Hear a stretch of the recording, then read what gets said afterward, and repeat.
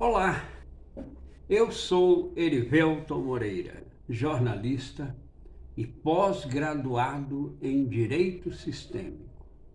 Estou no Instituto Moreira Host, aonde trabalhamos com constelação familiar e empresarial e enneagrama simplificado.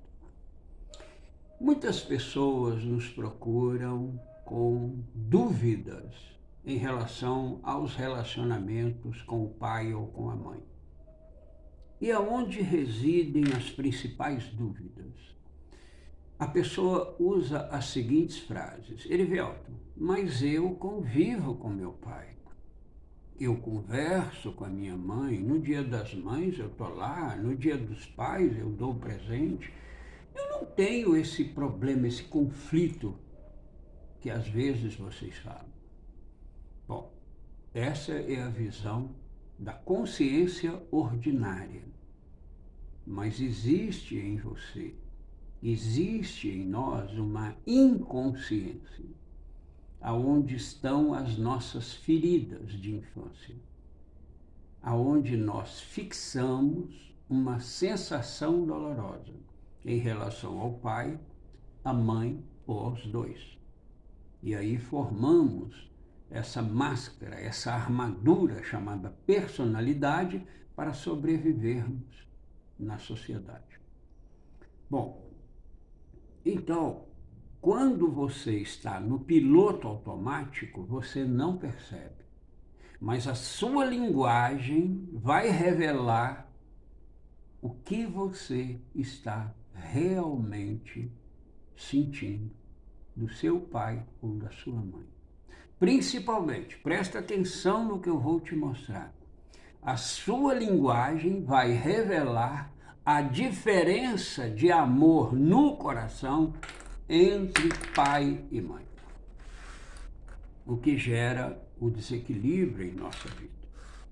Então, vamos a um exemplo genérico, mas que é muito comum, dadas as características culturais de nossos pais, a época deles. Papai traiu a mamãe. Papai tem até um filho fora do casamento. É uma época onde os homens consideravam que a virilidade é ter aventura com mulheres, né? Eu sou viril, eu tenho 3 mulheres, eu tenho uma em casa, eu faço amor com a mulher do vizinho, ainda tem uma outra lá. É uma cultura nossa, de uma época. Aí o filho ou filha fica sabendo disso. A mãe conta, o pai mesmo às vezes revela. Bom, na hora da linguagem, alguém chega para você e diz assim: Fulano, e o seu pai? O que você fala dele?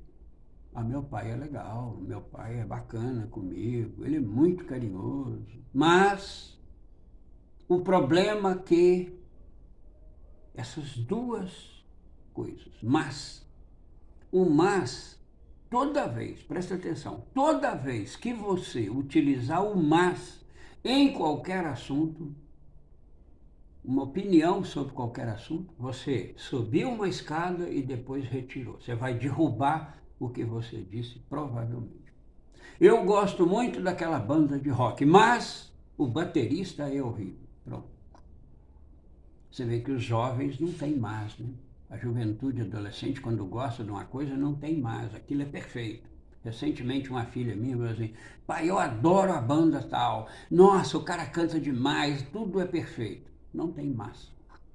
Então, se você se refere ao seu pai ou à sua mãe e coloca um mas de avaliação, meu pai é muito bacana, é carinhoso comigo, você se vê. Desde pequeno, o papai contava histórias para a gente dormir, reunia os filhos, mas traía minha mãe. Ele era safado com a minha mãe.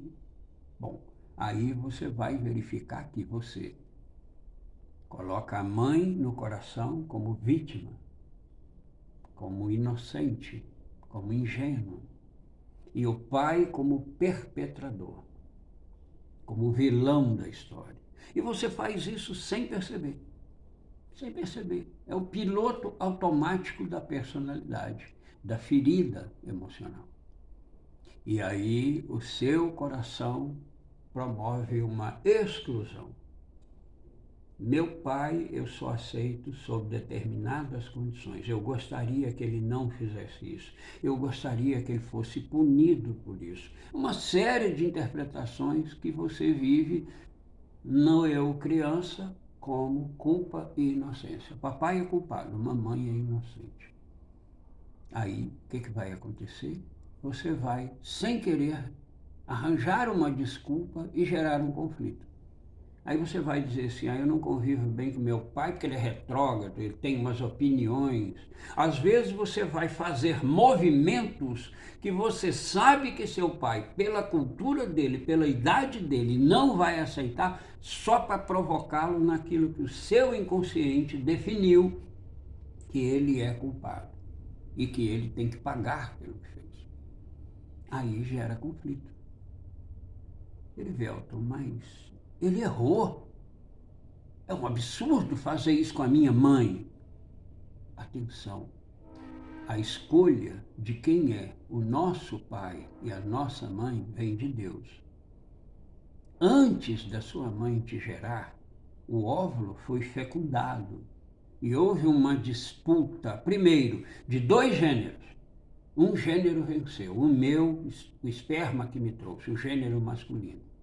Depois teve uma segunda disputa, 100 milhões de espermas masculinos, eu passei e fecundei o óvulo da minha mãe.